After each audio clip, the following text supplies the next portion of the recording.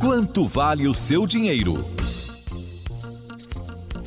Seja muito bem-vindo ao Comando da Esperança. É o seguinte, você comprou um veículo financiado e está com dificuldades para pagar as parcelas. O Quanto Vale o Seu Dinheiro de hoje traz dicas para você. E nós recebemos nesta manhã o professor, pesquisador na Universidade Federal de Uberlândia e economista Felipe Prado. Oi, Felipe, seja bem-vindo ao Comando da Esperança. Bom dia. Olá, bom dia. Eu que agradeço mais uma vez o convite para a gente conversar um pouquinho mais aí sobre finanças. Sempre um prazer receber você aqui na Super Rede Boa Vontade de Rádio, viu? E a gente já pergunta para você o seguinte, qual a melhor saída para quem financiou um veículo, mas agora as parcelas não estão cabendo no bolso? Bem, hoje, uma saída, se realmente as parcelas estão muito altas, você está com dificuldade, a melhor opção hoje é ir em busca de uma portabilidade desse financiamento. Então, você vai lá em mais 3 ou 4 instituições financeiras e vai ver se alguma dessas instituições financeiras estão lhe oferecendo uma taxa de juros menor. E aí você pode pegar o seu financiamento no banco A e levar para o banco B, para o banco C e para o banco D. Essa hoje seria a melhor opção para você tentar reduzir a parcela de um financiamento de um veículo, fazendo a portabilidade. É claro que agora a gente precisa lembrar que a gente está num cenário em que as taxas de juros estão subindo cada vez mais. Então, vai ser cada vez mais difícil renegociar uma dívida quando você tem um cenário em que os juros de todas as instituições financeiras, mês a mês, estão ficando maiores.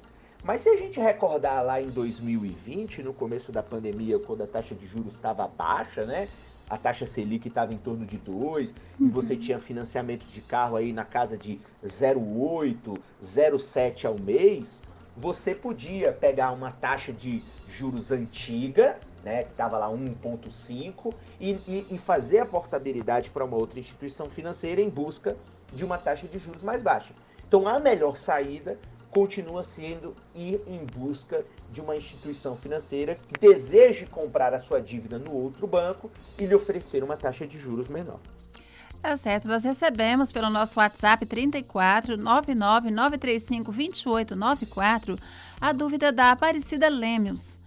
Ela está nos acompanhando na cidade de Uberaba, Minas Gerais, e ela te pergunta o seguinte, qual a sua orientação para conseguir um bom acordo na hora do processo de negociação de um financiamento? Qual é a estratégia para se chegar a um bom acordo? O fato é o seguinte, se você está devendo algumas parcelas, no caso de um financiamento de veículo, fica difícil fazer uma renegociação.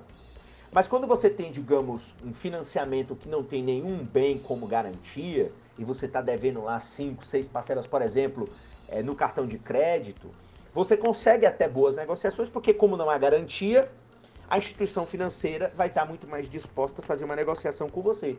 Mas quando tem um bem, que é o mesmo caso do carro, de um imóvel, o imóvel é a garantia. Então o banco, ele muitas vezes pode não ter interesse em fazer este acordo, pelo simples fato de que ele pode executar a garantia do bem.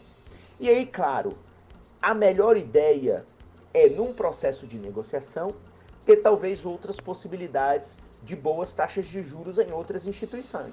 Então hoje, com a possibilidade de portabilidade de crédito de financiamento, com a questão do Open Bank, é possível você ir em busca, antes de fazer um financiamento, você ir em busca da melhor taxa de juros do mercado, para aí você evitar uma situação em que, consequentemente, você tenha que negociar uma dívida em atraso. Então, eu acho que essa é a melhor estratégia para conseguir aí tranquilidade nesse assunto de financiamento. Finalizando a nossa entrevista, quais são as suas dicas para quem quer financiar um veículo sem futuramente entrar em dívidas, professor?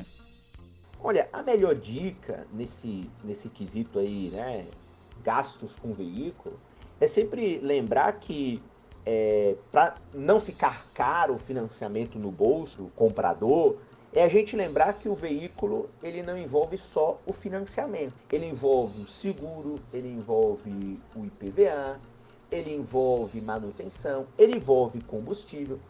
Então, para que não ocorra a necessidade futura de negociar uma determinada dívida ou você enrolar as suas finanças por conta de uma parcela maior do que você imagina, a ideia é colocar no papel todos os gastos que você vai ter com o veículo por mês, incluindo o financiamento. E aí você vai ver que muitas vezes a gente tem que recorrer a um veículo mais simples, um veículo com financiamento mais barato ou com juros menor, para que isso possa caber aí dentro do nosso bolso. Porque aí a gente não se enrola, porque muitas vezes as pessoas imaginam um financiamento ou uma parcela de 1.000, 1.500, 2.000 e se esquecem que o veículo tem outras despesas e, consequentemente, passam a se enrolar, porque há outras despesas que são obrigatórias, como, por exemplo, não dá para deixar de pagar o documento do veículo, né, o imposto do veículo, que é o IPVA, todos os anos. Então,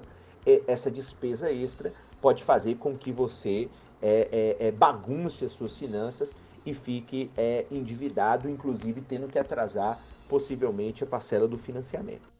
Professor Felipe, muito obrigada por participar com a gente aqui no Comando da Esperança. Seja sempre muito bem-vindo, viu? Eu que agradeço mais uma vez a oportunidade. Um abraço e até a próxima. Até a próxima. E se você também tem uma dúvida sobre as questões financeiras, compartilhe com a gente no nosso WhatsApp 34 99 935 2894 ou 38 99 882 9190. Nós conversamos hoje com o professor Felipe Prado, economista e pesquisador na Universidade Federal de Uberlândia, aqui em Minas Gerais, que trouxe várias dicas para você na hora de financiar um veículo e não entrar em dívidas. Quanto vale o seu dinheiro?